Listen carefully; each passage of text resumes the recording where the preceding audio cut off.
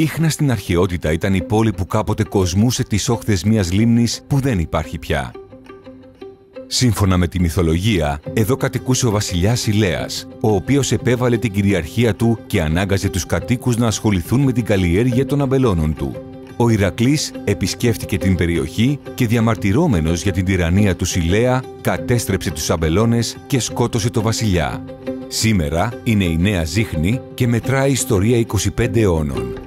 Από εδώ ξεκινάει το σπήλαιο της Αλιστράτης, ένα από τα ωραιότερα σπήλαια της Ευρώπης, ένα γεωλογικό μνημείο μοναδικής ομορφιάς, όπου η φύση θέλησε να δείξει τη δύναμη της δημιουργίας στολισμών και σχηματισμών από σταλακτίτες και σταλαγμίτες σε διάφορους χρωματισμούς και τους σπάνιους εκεντρίτες. Περπάτησε στους υπόγειους διαδρόμους του, διέσχισε την ουράνια τέχνη που κατοικεί κάτω από τη γη και δε σχηματισμούς που νομίζεις ότι αψηφούν τον νόμο της βαρύτητας. Ο νερόμυλος του Πισπίλη Ιωάννη του Αποστόλου, στο γάζορο Σερών, ένας παλιός παραδοσιακός μήλος, γυρίζει άκοπα μέσα στο χρόνο.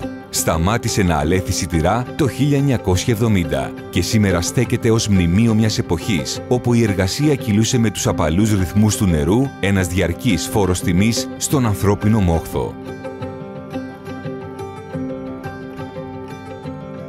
Το φαράγγι του Αγκίτη φωλιάζει ανάμεσα σε δύο βουνά, το Μενίκιο και το Παγκαίο. Εδώ η παράδοση συγκρούεται με την επιστήμη.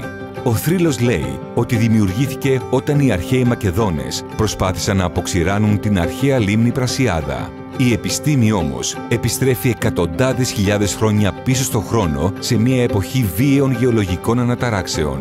Στάσου δέος μπροστά στους γιγάντιους όγκους από συμπαγή πετρώματα και θα συνομιλήσεις με τους ανθρώπους που πριν από χιλιάδες χρόνια αποτύπωσαν τη ζωή τους σε βραχογραφίες. Αναπαραστάσεις από άλογα και άνδρες, πολεμιστές, ζώα, πλοία και κινήσεις ουράνιων σωμάτων δίνουν φωνή και κίνηση στα βράχια του Παγκαίου.